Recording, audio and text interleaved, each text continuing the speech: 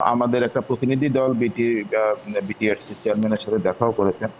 তো সেটি তারা তারা কিন্তু ওভাবে আমাদেরকে খুব একটা সাহায্য করতে পারে নাই। আসলে সাইবার বুলিং আমরা ডাকসু নির্বাচন কমিশন এটা নিয়ে কাজ করছি। এটা সম্পূর্ণ নিয়ন্ত্রণ আসলে আমাদের পক্ষে করা সম্ভব না। ডাকসু নির্বাচনে আমরা দায়িত্ব নেওয়ার পর থেকেই আমরা ডাকসু নির্বাচনকে সফল করার জন্য যে ধরনের উদ্যোগ সেটা আমরা নিয়েছি এবং ২৬ তারিখ থেকে প্রচার প্রচারণা করার শুরু হওয়ার পর থেকে আপনারা দেখে থাকবেন যে ক্যাম্পাসে হলগুলিতে ক্যাম্পাসে এক ধরনের উৎসব মুখর পরিবেশ বিরাজ করছে।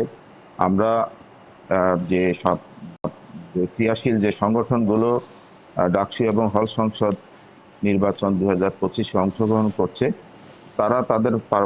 তারা প্রত্যেকেই প্রত্যেকের যে তাদের প্রচারণা তারা সেটি করতে পারছে। দু একটি বিচ্ছিন্ন ঘটনা তো আছেই, ঘটেছে, সেটাই বলতে পারবো। কিন্তু ওভারঅল যে ক্যাম্পাসের যে পরিস্থিতি, ক্যাম্পাসের যে প্রচার প্রচারণার বিষয়গুলো এবং লেভেল প্লেইং যে ফিল্ড, সেটি আমি বলবো যে সেটি খুব ভালো অবস্থায় আছে।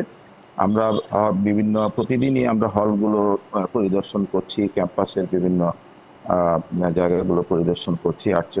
আজ কিছুক্ষণ আগেও যেটি কার্জন হল, ডক্টর জগন্নাথ হল সহ বিভিন্ন জায়গায় আমরা ঘুরেছি। তো আমরা সাধারণ ছাত্রছাত্রীদের কাছ থেকে যারা ভোটার তাদের কাছ থেকে যে রেসপন্সটা আমরা পাচ্ছি যে ওভারঅল পরিবেশ তারা খুব শান্তিপূর্ণ পরিবেশের কথাই তারা বলছে। আসলে সাইবার বুলিং আমরা ডাকসু নির্বাচন কমিশন এটা নিয়ে কাজ করছি। এটি কিন্তু আমাদের একার পক্ষে এটি নিয়ন্ত্রণ করা কখনোই সম্ভব না। এখানে কিছু রেগুলেটরি বডি আছে এটা নিয়ন্ত্রণ করার জন্য, তাদের এখানে সাহায্য দরকার আমাদের।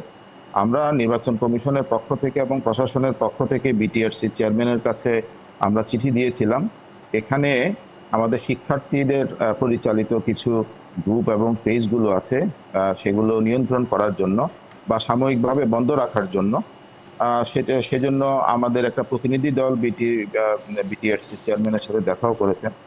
তো সেটি তারা কিন্তু ওভাবে আমাদেরকে খুব একটা সাহায্য করতে পারে নাই।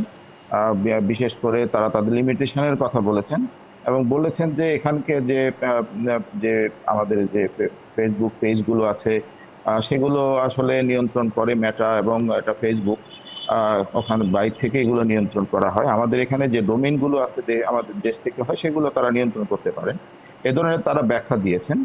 তো সেগুলো আমরা আসলে এগুলো খুব যে সন্তুষ্ট হতে পেরেছি তা না, কিন্তু আমাদের পক্ষ থেকে আমরা আমাদের এখানে যে নির্বাচন আচরণবিধি সংক্রান্ত টাস্কফোর্স আমরা গঠন করেছি, সেই টাস্কফোর্সের পক্ষ থেকে আমরা যে পেজগুলোতে বেশি সাইবার বুলিং হচ্ছে সেগুলোর অ্যাডমিনদের সাথে আমরা কথা বলেছি। এখানে আরেকটি বিষয় একটু জানবার আছে, সেটি হচ্ছে যে একটি তো বুলিং এর বিষয় হয়তো আপনি বলছেন, কিন্তু আর বাইরে যদি আমরা সাধারণ দৃষ্টিতে দেখি সেটা হচ্ছে নারী প্রার্থীদের অন্যান্য নির্বাচনের সময় বা ডাকসুরি যদি আমরা ইতিহাসের দিকে একটু তাকাই, সেখানে নারীদের যে পরিমাণ অংশগ্রহণ বা আগ্রহের জায়গা ছিল, এবার কিন্তু সেটি আসলে ঠিক সেইভাবে নেই বলা যায়। যদি ছোট করে একটু পরিসংখ্যানের জায়গাটা বলি যে ২৮টি পদে নির্বাচন হচ্ছে, প্রার্থী হচ্ছে ৪৭১ জন, তাদের মধ্যে নারী প্রার্থী হচ্ছেন মাত্র ৬২ জন। সেই হিসেব করে মোট প্রার্থী সংখ্যার মাত্র ১৩%। এটা আসলে কেন বলে আপনার কাছে মনে হয়? অনেক ধন্যবাদ।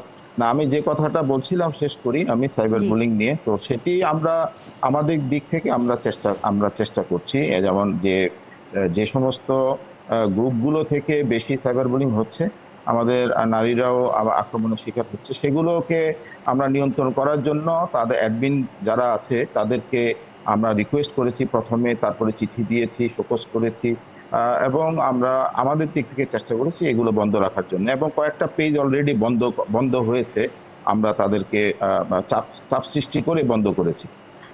আর নারীদের আমাদের নারী শিক্ষার্থী যারা প্রার্থী আছে তারা, আপনি যেটা বলেছেন, যারা সাইবার বুলিং শিকার হয়েছে এরকম একজন নারী প্রার্থী, তাকে আক্রমণ করার জন্য আমরা একজন শিক্ষার্থীকে 6 মাসের বহিষ্কার করেছি, বিশ্ববিদ্যালয় কর্তৃপক্ষ করেছে সেটি। সুতরাং এটি আমরা চেষ্টা করছি, আমরা এটি নিয়ন্ত্রণ করার জন্য। আমি প্রথমেই বলেছি যে এটা সম্পূর্ণ নিয়ন্ত্রণ আসলে আমাদের পক্ষে করা সম্ভব না। আর আপনি যে প্রশ্নটা করেছেন যে 471 জন ডাকসুতে ইলেকশন করছে, এর মধ্যে 62 জন নারী প্রার্থী, এটি ঠিকই আছে। এবার প্রয়োজনের আমরা যেভাবে যতটুকু ঢাকা বিশ্ববিদ্যালয়ে আশা করেছি যে এটা নারী প্রার্থীরা হয়তো আরো বেশি হবে, সেটি হয়ে ওঠেনি। এটার জন্য আসলে আমি বলবো যে যারা যারা ছাত্র সংগঠনগুলো আছে এখানে ক্রিয়াশীল, তারা তাদের প্রার্থী সংখ্যাটা তারা আরো বিবেচনা করতে পারতো। সেটি যদি করতো হয়তো তার সংখ্যাটা আরো বাড়তো। তবে আপনি যে সংখ্যাটা বলেছেন 62, এর পাশাপাশি কিন্তু আরো একটি হল সংসদ নির্বাচনের বিষয় আছে। সেখানে প্রত্যেকটা হলে 13 জন প্রার্থী আছে এবং সেখানে 5টা হলে 5-65 জন, যদিও হ্যাঁ 5-65 জনের মতো, কিন্তু ওখানেও নারী প্রার্থী আছে। তো সব মিলিয়ে যদি আমরা বিবেচনা করি, শতাধিক নারী প্রার্থী কিন্তু ডাকসু এবং হল সংসদ নির্বাচনে তারা তাদের অবশ্যই প্রার্থীতা দিয়েছে।